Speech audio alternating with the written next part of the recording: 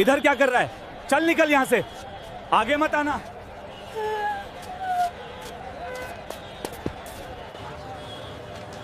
मैं प्रधानमंत्री की जगह आज लाल किले पे भाषण देना चाहता हूं सर।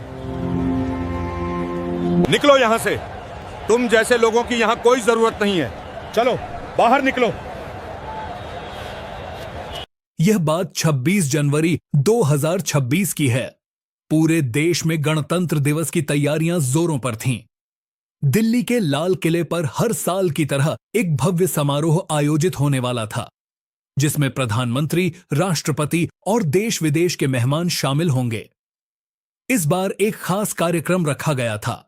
एक ग्रामीण स्कूल का बच्चा लाल किले पर मंच से भाषण देगा, जो देश की तरक्की, संस्कृति और युवा सोच को दर्शाएगा। हरियाणा के एक छोटे से गांव धौलपुर के सरकारी स्कूल में भी यही चर्चा थी। स्कूल के प्रिंसिपल रमेश शर्मा और कुछ टीचर्स मिलकर तय कर रहे थे कि किसे लाल किले भेजा जाए, लेकिन असल में यह चयन नहीं बल्कि सौदा था। गांव के सरपंच रणवीर सिंह का बेटा अंकुर अमीर, रंगीन कपड़े, महंगे जूते, उसे भेजने की पूरी तैयारी हो चुकी थी।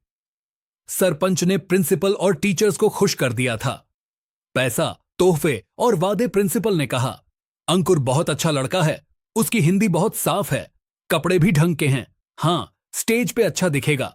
लेकिन क्लास के पीछे की बेंच पर बैठा एक 12 साल का दुबला पतला लड़का राजू चुपचाप सब कुछ सुन रहा था। फटी शर्ट, पुरानी चप्पल, चेहरे पर मिट्टी के निशान। राजू दलित परिवार से था। उसके पिता मजदूरी करते थे, मां घरों में बर्तन साफ करती थीं, लेकिन राजू पढ़ाई में बेहद तेज था। हर साल टॉप करता, निबंध प्रतियोगिता में पहला आता और उसकी हिंदी भाषा इतनी साफ और सुंदर थी कि टीचर भी हैरान रहते। लेकिन किसी ने कभी राजू को मौका नहीं दिया, क्योंकि वह गरीब था, छोटी जाति का था। 26 जनवरी से 2 दिन पहले यानी 24 जनवरी को मुख्यमंत्री के निजी सहायक, personal assistant Vinay Kumar school में निरीक्षण के लिए आए। उनके साथ 2 अधिकारी भी थे। उन्हें यह देखना था कि चयनित बच्चा वाकई काबिल है या नहीं। प्रिंसिपल और टीचर्स ने अंकुर को सामने खड़ा किया। अंकुर ने थोड़ी घबराहट में रटा हुआ भाषण शुरू किया। आदरणीय प्रधानमंत्री जी, राष्ट्रपति जी, हमारा देश महान है, हमारे नेता महान हैं। विनय कुमार ने सुना भाषण ठीक था, लेकिन कुछ खास नहीं, बस रटी रटाई बातें। तभी अचानक भीड़ के बीच से एक आवाज आई, सर रुकिए। राजू ने हांफते हुए कहा, सर मैं इससे कहीं बेहतर भाषण दे सकता हूं, मुझे एक मौका दीजिए। यह सुनते ही पूरे स्कूल में हंसी फूट पड़ी। टीचर्स ने एक दूसरे को देखा। प्रिंसिपल का चेहरा लाल हो गया। एक टीचर ने चिढ़कर कहा, राजू तू पागल हो गया है क्या? तू लाल किले पर भाषण देगा? तेरे कपड़े देख, तेरी हालत देखो देख। अरे अगर यह गरीब भिखारी लड़का स्टेज पर गया तो हमारी बेइज्जती होगी, स्कूल की बेइज्जती होगी, देश की बेइज्जती होगी। इस लड़के को बाहर निकालो, यह हमारा मजाक उड़ा रहा है। सर प्लीज, मैं सच में अच्छा भाषण दे सकता हूं, मैंने खुद लिखा है, बस एक बार सुन लीजिए। विनय कुमार ने राजू को ध्यान से देखा। उनके मन में कुछ हलचल हुई। यह लड़का इतनी बेइज्जती के बाद भी अपनी बात पर अड़ा है, शायद इसमें कुछ खास है। उन्होंने हाथ उठाकर सबको चुप कराया। रुकिए, मैं इस लड़के की बात सुनना चाहता हूं। प्रिंसिपल ने विरोध करने की कोशिश की। सर यह लड़का बहुत गरीब है, इसकी कोई औकात नहीं। विनय कुमार ने सख्ती से कहा, मुझे औकात से मतलब नहीं, मुझे काबिलियत से मतलब है। राजू तुम मेरे साथ आओ, मैं तुम्हारा भाषण सुनूंगा। राजू की आंखों में उम्मीद की चमक आ गई। विनय कुमार उसे एक खाली कमरे में ले गए। दरवाजा बंद हो गया। बाहर सब बेचैन खड़े थे। सरपंच घबराया हुआ था। टीचर्स परेशान। अंकुर का चेहरा उतरा हुआ। 15 मिनट बाद दरवाजा खुला। विनय कुमार बाहर आए। उनके चेहरे पर एक अजीब सी गंभीरता थी। उन्होंने माइक उठाया और घोषणा की, 26 जनवरी को लाल किले पर भाषण देने के लिए राजू को चुना गया है। पूरा स्कूल सन्नाटे में आ गया। विनय कुमार की घोषणा सुनते ही पूरे स्कूल में हड़कंप मच गया। सरपंच रणवीर सिंह का चेहरा लाल हो गया। मुट्ठियां भिंज गईं। प्रिंसिपल और टीचर सकते में खड़े रह गए। अंकुर के मुंह से बोल ही नहीं निकल रहे थे। सरपंच ने गुस्से में कहा, यह क्या मजाक है? हमने इतना इंतजाम किया, इतने पैसे खर्च किए और आप इस भिखारी लड़के को चुन रहे हैं। विनय कुमार ने शांत लेकिन सख्त आवाज में जवाब दिया, सरपंच साहब, मुझे पैसों से मतलब नहीं, मुझे सिर्फ उस भाषण से मतलब है जो देश के सामने जाएगा। और मैंने राजू का भाषण सुना है, वह असली है, सच्चा है और दिल से लिखा गया है, इसलिए फैसला हो चुका है। एक टीचर ने हिम्मत करके पूछा, सर लेकिन इस लड़के ने आखिर ऐसा क्या लिखा है जो आपको इतना पसंद आया?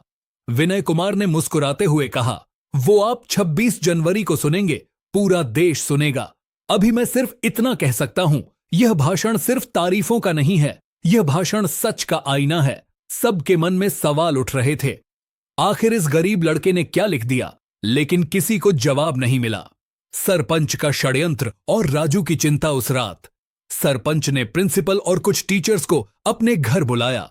गुस्से में बोला, यह राजू हमारी इज्जत मिट्टी में मिला देगा, इसे किसी भी तरह रोकना होगा। एक टीचर ने कहा, सरपंच जी अब तो फैसला हो चुका है, हम कुछ कर नहीं सकते। सरपंच ने व्यंग से कहा, कुछ नहीं कर सकते, चलो कम से कम इसे परेशान तो कर सकते हैं ना। स्कूल में इसका मजाक उड़ाओ, बाकी बच्चों को कहो इससे बात मत करो, इसका आत्मविश्वास तोड़ दो। अगर यह डर कर खुद पीछे हट गया तो फिर अंकुर को मौका मिल जाएगा। अगले 2 दिन राजू के लिए बहुत मुश्किल थे। स्कूल में बाकी बच्चे उससे दूर रहने लगे, कुछ उसका मजाक उड़ाते, अरे भिखारी लाल किले पर क्या बोलेगा, भीख दे दो, तेरे कपड़े देखकर लोग हंसेंगे, पीएम भी हंसेंगे। कुछ टीचर्स भी उसे नजरअंदाज करने लगे, लेकिन राजू ने हार नहीं मानी। रात को अपने छोटे से घर में मिट्टी के तेल की लालटेन की रोशनी में वो अपना भाषण बार बार पढ़ता अभ्यास करता। उसकी मां ने एक दिन पूछा, बेटा तू इतना परेशान क्यों दिख रहा है? राजू ने कहा, अम्मा लोग कह रहे हैं कि मैं गरीब हूं, छोटी जाति का हूं, इसलिए मुझे मौका नहीं मिलना चाहिए। लेकिन अम्मा मैं सिर्फ अपनी बात कहना चाहता हूं, सच कहना चाहता हूं। मां ने उसके सिर पर हाथ फेरा, बेटा जो सच बोलता है उसे हमेशा मुश्किलें आती हैं, लेकिन अंत में सच ही जीतता है। तू डर मत, तू हमारे जैसे लाखों गरीबों की आवाज है। राजू की आंखों में नया जोश भर गया। 26 जनवरी की सुबह दिल्ली की यात्रा। 26 जनवरी की सुबह राजू को एक सरकारी गाड़ी में बिठाकर दिल्ली ले जाया गया। साथ में प्रिंसिपल और एक टीचर भी थे। दोनों चुपचाप बैठे थे, लेकिन मन ही मन परेशान। जब गाड़ी लाल किले के पास पहुंची तो राजू की सांसें तेज हो गईं। इतनी बड़ी भीड़, इतनी सुरक्षा, इतने कैमरे। उसने सोचा यहां पूरे देश के सामने बोलना है, डरना नहीं है। उसे ग्रीन रूम में ले जाया गया। वहां कुछ अधिकारी और आयोजक थे। एक आयोजक ने उसे ऊपर से नीचे तक देखा। तुम्हारे पास कोई अच्छे कपड़े नहीं है क्या? यह फटी शर्ट पहनकर स्टेज पर जाओगे? राजू ने शांति से कहा, सर मेरे पास यही है, लेकिन मेरे शब्द साफ है, मेरे विचार साफ है, कपड़ों से ज्यादा यह मायने रखता है। आयोजक चुप हो गया। मंच पर राष्ट्रपति, प्रधानमंत्री और हजारों लोग। दोपहर के समय लाल किले के मुख्य मंच पर राष्ट्रपति, प्रधानमंत्री, मंत्री, सेना के अधिकारी और हजारों लोग बैठे थे। टीवी पर लाइव प्रसारण हो रहा था। करोड़ों लोग देख रहे थे। आयोजक ने घोषणा की, अब मंच पर आ रहे हैं हरियाणा के धौलपुर गांव से सरकारी स्कूल के छात्र राजू। तालियां बजीं। राजू धीरे धीरे मंच पर चढ़ा। कैमरे उसकी तरफ घूम गए। उसके फटे कपड़े, गहरा रंग, दुबला शरीर सबने देखा। कुछ लोगों ने आपस में फुसफुसाया, यह लड़का कौन है? कितना गरीब लग रहा है। लेकिन राजू ने माइक के सामने खड़े होकर एक गहरी सांस ली। उसने प्रधानमंत्री की तरफ देखा, फिर राष्ट्रपति की तरफ, फिर पूरी भीड़ की तरफ, और फिर धीरे धीरे साफ आवाज में बोलना शुरू किया, आदरणीय राष्ट्रपति जी, आदरणीय प्रधानमंत्री जी, मंच पर उपस्थित सभी गणमान्य अतिथि और मेरे प्यारे देशवासियों, जय हिंद। पूरा लाल किला खामोश हो गया। सबकी निगाहें राजू पर टिकी थीं। अब असली भाषण शुरू होने वाला था, वह भाषण जो पूरे देश को हिला देगा। राजू ने एक पल रुककर पूरे लाल किले को देखा। लाखों तिरंगे झंडे, हजारों लोग, कैमरे और सामने बैठे देश के सबसे बड़े नेता। उसकी आवाज में अब कोई डर नहीं था, बस सच्चाई थी। राजू ने अपना भाषण जारी रखा। आज 26 जनवरी है, हमारा गणतंत्र दिवस। आज का दिन हमें याद दिलाता है कि हमारा देश दुनिया का सबसे बड़ा लोकतंत्र है। आज हम अपने संविधान को सलाम करते हैं, जिसने हर नागरिक को बराबरी, स्वतंत्रता और सम्मान का अधिकार दिया। हमारा देश महान है। यहाँ की संस्कृति हजारों साल पुरानी है। यहाँ की मिट्टी ने महात्मा गांधी, भगत सिंह, सुभाष चंद्र बोस, डॉक्टर भीमराव अंबेडकर जैसे महान नेता दिए। हमारे देश ने अंग्रेजों से आजादी छीनी। हमने अपना संविधान बनाया और आज हम दुनिया की 5वीं सबसे बड़ी अर्थव्यवस्था हैं। हमारे नेता मेहनत कर रहे हैं, सड़कें बन रही हैं, स्कूल खुल रहे हैं, अस्पताल बन रहे हैं, गरीबों के लिए योजनाएं चल रही हैं। Digital India, make in India, skill India, हर तरफ विकास हो रहा है। मैं अपने देश पर, अपने नेताओं पर गर्व करता हूं। यहां तक सब कुछ सामान्य था। लोग खुश होकर तालियां बजा रहे थे, प्रधानमंत्री भी मुस्कुरा रहे थे। लेकिन अब राजू की आवाज में एक अलग ही गंभीरता आ गई। लेकिन आदरणीय नेताओं, मैं आज यहां सिर्फ तारीफ करने नहीं आया हूं, मैं यहां सच बोलने आया हूं। हमारा संविधान कहता है सब बराबर है, लेकिन क्या सच में ऐसा है? मैं एक छोटे से गांव से आता हूं। मेरा परिवार दलित है। मेरे पिता मजदूरी करते हैं, मेरी मां बर्तन साफ करती है। मैं अपनी क्लास में हमेशा टॉप करता हूं, निबंध प्रतियोगिताओं में पहला आता हूं। लेकिन जब मैंने कहा कि मैं लाल किले पर भाषण देना चाहता हूं, तो सब ने मुझ पर हंसा। मेरे स्कूल के प्रिंसिपल और टीचर्स ने सरपंच के बेटे को चुना था क्योंकि उसके पास पैसा था। मुझसे कहा गया, तू गरीब है, भिखारी है, तेरी औकात नहीं। मुझसे कहा गया, अगर तू स्टेज पर गया तो देश की बेइज्जती होगी। क्यों? क्योंकि मेरे कपड़े फटे हैं, क्योंकि मेरी जाति छोटी है। पूरे लाल किले में सन्नाटा छा गया। कैमरे राजू पर फोकस हो गए। प्रधानमंत्री की मुस्कान गंभीर हो गई। राजू ने आगे कहा, मैं अपने देश से प्यार करता हूं, लेकिन मुझे दर्द होता है जब मैं देखता हूं कि भेदभाव आज भी जिंदा है। हमारे संविधान निर्माता डॉक्टर भीमराव अंबेडकर दलित थे और उन्होंने इतना बड़ा संविधान लिखा। हमारे पूर्व राष्ट्रपति के आर नारायण रामनाथ कोविंद दलित समुदाय से थे और उन्होंने देश को गर्व दिया। हमारे कई मंत्री IAS अधिकारी, डॉक्टर, इंजीनियर छोटी जातियों से हैं। तो फिर गांवों में, स्कूलों में, दफ्तरों में आज भी गरीबों को, दलितों को क्यों नीचा दिखाया जाता है?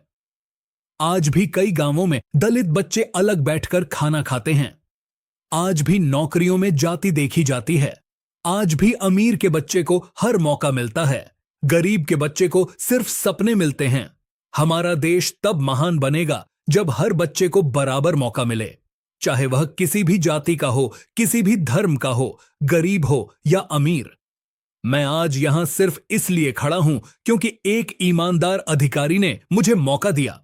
अगर वह भी मेरे कपड़े देखकर हंस देते तो आज मैं यहां नहीं होता। तो मेरा देश से, अपने नेताओं से, अपने समाज से एक ही निवेदन है, गरीबों को, दलितों को, पिछड़ों को मौका दीजिए, उन्हें सम्मान दीजिए, उनकी काबिलियत देखिए, उनके कपड़े नहीं। जय हिंद, जय भारत, जय संविधान। राजू ने हाथ जोड़े और माइक से पीछे हटा। कुछ सेकंड के लिए पूरा सन्नाटा रहा। फिर अचानक प्रधानमंत्री खड़े हो गए और जोर से तालियां बजाने लगे। उन्हें देखकर राष्ट्रपति भी खड़े हुए।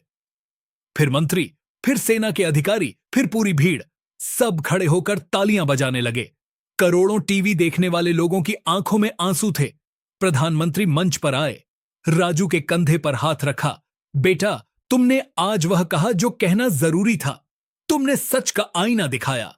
मैं वादा करता हूं, हम इस भेदभाव को खत्म करने के लिए और सख्त कदम उठाएंगे। तुम्हारी आवाज पूरे देश तक पहुंच गई है। राष्ट्रपति ने राजू को एक विशेष सम्मान पत्र और अवार्ड दिया। उस दिन के बाद राजू की कहानी हर अखबार में छपी, हर न्यूज चैनल पर दिखाई गई। सोशल मीडिया पर उसके भाषण के वीडियो वायरल हो गए। लाखों लोगों ने कहा, यह है असली भारत की आवाज। सरपंच, प्रिंसिपल और टीचर्स सब शर्मिंदा थे। सरकार ने उस स्कूल की जांच करवाई और भेदभाव करने वालों पर कार्रवाई हुई और राजू उसे पूरे देश से स्कॉलरशिप के ऑफर आए। एक बड़े स्कूल ने उसे मुफ्त में पढ़ाने का मौका दिया, लेकिन राजू ने कहा, मैं गांव के स्कूल में ही पढ़ूंगा क्योंकि असली बदलाव गांवों से ही आएगा। दोस्तों, यह कहानी यहीं खत्म होती है। एक गरीब भिखारी समझे जाने वाले लड़के ने साबित कर दिया कि असली ताकत सच बोलने में है, दिखावे में नहीं। अगर इस कहानी ने आपको प्रेरित किया हो, अगर आपको लगता है कि हर बच्चे को बराबर मौका मिलना चाहिए, अगर राजू के साहस और भाषण ने आपके दिल को छुआ तो इस वीडियो को एक लाइक जरूर करें और कमेंट में लिखें जय संविधान जय बराबरी। इस कहानी को अपने दोस्तों और परिवार के साथ शेयर करें ताकि यह संदेश दूर तक पहुंचे कि भेदभाव गलत है और हर इंसान को सम्मान मिलना चाहिए। और हाँ, ऐसी ही दिल को छू लेने वाली प्रेरणादायक और समाज को झकझोरने वाली कहानियों के लिए हमारे चैनल को सब्सक्राइब और फॉलो करना बिल्कुल मत भूलना। अगली कहानी में फिर मिलेंगे एक नया सबक, एक नई सच्चाई और एक नया जीवन का पाठ लेकर। तब तक के लिए सच्चे रहिए, निडर रहिए, इंसानियत बनाए रखिए। जय हिंद, जय भारत, जय संविधान।